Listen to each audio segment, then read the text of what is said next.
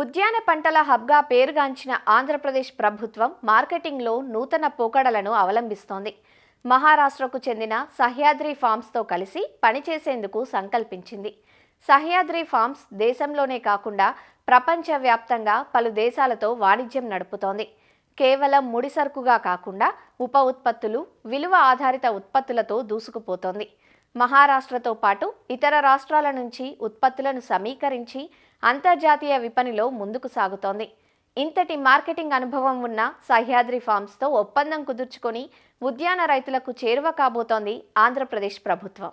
ఆంధ్రప్రదేశ్ రాష్ట్రం పలు రకాల ఉద్యాన పంటలకు ఖిల్లాగా ఉంది. మామిడి, అరటి, బత్తాయి తదితర పంటలకు ఈ రాష్ట్రం చిరునామా. అయితే ఇక్కడి రైతులు ఆయా పంటలను నేరుగా విక్రయిస్తున్న క్రమంలో పలుమార్లు కోతానంతర నష్టాల వల్ల ఇబ్బంది పడుతున్నారు. ఈ నేపథ్యంలో మార్కెటింగ్లో పట్టు సాధించిన సహ్యాద్రి ఫార్మ్స్ సంస్థతో కలిసి పనిచేస్తే రైతుల తలసరి ఆదాయాన్ని పెంపొందించే అవకాశం ఉంటుందని ఏపీ ప్రభుత్వం సంకల్పించింది.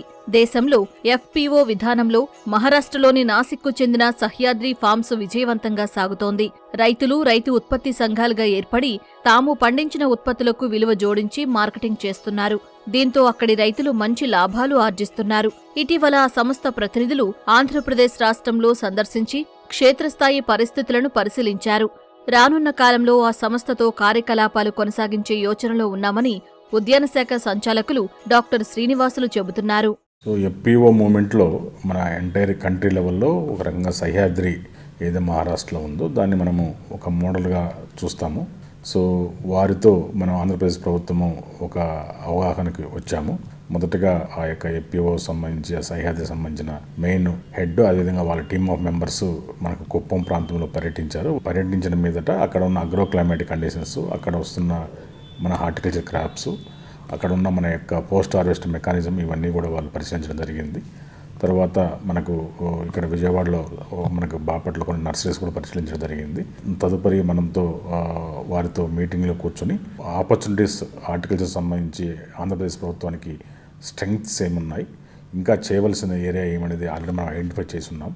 సో దానిలో చేయవలసిన పర్టికులర్గా పోస్ట్ హార్వెస్ట్ అండ్ ఎక్స్పోర్ట్స్లో మనం కొద్దిగా ఇంప్రూవ్ చేసుకోవాల్సిన అవసరం చాలా ఉంది. దీంట్లో కొంత ఎక్స్పర్టైజ్ ఆల్రెడీ ఉన్న సహ్యాద్రి ఎఫ్పీఓ సంబంధించి వారి ఎక్స్పర్టైజ్ని ఎంటైర్గా మేము తీసుకుని పోస్ట్ హార్వెస్ట్ లాసెస్ను as well as the exports మనం ఇంప్రూవ్ చేసినప్పుడు ఆటోమేటిక్గా మన ఫార్మర్స్కి మంచి రేట్ వస్తుందనేది గమనించదగిన విషయం. దీంట్లో ముఖ్యంగా గ్రేప్స్ ఒకటి, సిట్రస్ ఒకటి, ఈ రెండు మొదటగా టేకప్ చేస్తున్నాం వారి సహాయంతో. సో అదేవిధంగా కొన్ని వెరైటీస్లు కూడా ఇంప్రూవ్డ్ వెరైటీస్ ఏదైతే డిమాండ్ ఉందో గ్లోబల్గా ఉన్న డిమాండ్ని సంబంధించిన వెరైటీస్ మాత్రమే ప్రమోట్ చేసే విధంగా కొత్త ఏరియా ఎక్స్పాన్షన్లో రాయలసీమ హార్టికల్చర్ పెద్ద ఎత్తున మనకు తీసుకుంటున్నాం కాబట్టి దాంట్లో కూడా మనకు వీరి యొక్క ఎక్స్పర్టైజ్ ఆల్రెడీ కొంత సక్సెస్ అయి ఉన్నారు కాబట్టి ఎక్స్పోర్ట్స్లో డైరెక్ట్గా. అట్లాగే మన దగ్గర ఉన్న ఒక హార్టికల్చర్ డిపార్ట్మెంట్ ఆధ్వర్యంలో ఉన్న ఒక 100 ఎఫ్పీఓస్ ఏవైతే ఉన్నాయో వాటి మెంటరింగ్ కూడా వీరి ద్వారా మనం చేయడానికి ఆస్కారం ఉంటుంది. కాబట్టి ఈ రకంగా ఒకటి ఎఫ్పీఓ మెంటరింగ్, ఎక్స్పోర్ట్, అదేవిధంగా పోస్ట్ హార్వెస్ట్ క్లాసెస్, అగ్రిటెక్, ఇవన్నీ కూడా కొంత ఆ ఎఫ్పీఓ కొంత అడ్వాన్స్డ్గా చేస్తుంది కాబట్టి వారి యొక్క ఎక్స్పర్టీస్ని కూడా మనం ఉపయోగించుకోవడం జరుగుతుంది. మన యొక్క ప్రొడ్యూస్ ఖచ్చితంగా ఎక్స్పోర్ట్ వెళ్తున్నప్పుడు అది బనానా కానీ, మ్యాంగో కానీ, టమాటో కానీ, లేకుంటే ఇది సిట్రస్ కానీ ఖచ్చితంగా కేజీకి 5 రూపాయల నుంచి 10 రూపాయలు ఖచ్చితంగా ఉన్న రేటుకి పెరిగేదానికి డెఫినెట్గా ఆస్కారం ఉంది కాబట్టి సో తద్వారా మనం చేయించడం ఒకటి. అట్లాగే good agriculture practice also most important. మనం ఇప్పుడు గ్లోబల్ స్టాండర్డ్కి మనం వెళ్తున్నాం కాబట్టి గ్లోబల్ స్టాండర్డ్ అన్నప్పుడు ఖచ్చితంగా మనం చేసే అగ్రో ఎకనామిక్ ప్రాక్టీసెస్ కూడా good agriculture practices most important. అవి కూడా రైతులకు అవగాహన కల్పించి తద్వారా మన యొక్క ప్రొడ్యూస్ని గ్లోబల్గా కాంపిటేట్ చేయాలనేది ఉద్దేశం. ఆల్రెడీ సహ్యాద్రి వాళ్ళు మన దగ్గర నుంచి బనానా తీసుకెళ్తుంటారు. G9 వెరైటీ ఏదైతే బనానా ఉంటుందో మహారాష్ట్రలో వాళ్ళకి క్రాప్ లేనప్పుడు మన దగ్గరికి వచ్చేసి మన బనానా ఆల్రెడీ వాళ్ళు తీసుకుంటూ ఉన్నారు. సో నవ్వు గ్రేప్స్ అండ్ సిట్రస్ కూడా వాళ్ళ యొక్క మెకానిజం ద్వారా మనము పంపించడానికి ప్లాన్ చేస్తున్నాం. మహారాష్ట్రలోని సహ్యాద్రి ఫార్మ్స్ 2011లో ద్రాక్ష రైతులతో ప్రారంభమై ప్రస్తుతం దేశంలోనే ప్రముఖ రైతు ఉత్పత్తి కంపెనీగా అవతరించింది. ప్రస్తుతం 30,000 మంది రైతులు ఇందులో భాగస్వాములుగా ఉన్నారు.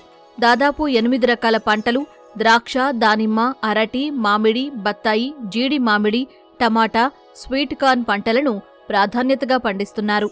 పంట కోత అనంతర నిర్వహణ, మార్కెటింగ్, రిటైల్ మరియు సాంకేతిక పరిజ్ఞానాన్ని రైతులకు అందిస్తూ అంతర్జాతీయ స్థాయిలో 40కి పైగా దేశాలకు ఎగుమతి చేస్తూ 200 కంటే ఎక్కువ అంతర్జాతీయ వినియోగదారులతో అనుసంధానమై ఉంది.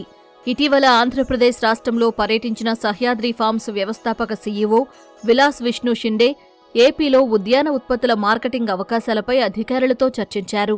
We know AP is known as a horticulture leading state in the country, but production side definitely AP has created a big story, but then as a value chain, how we can have the complete ecosystem creation around that.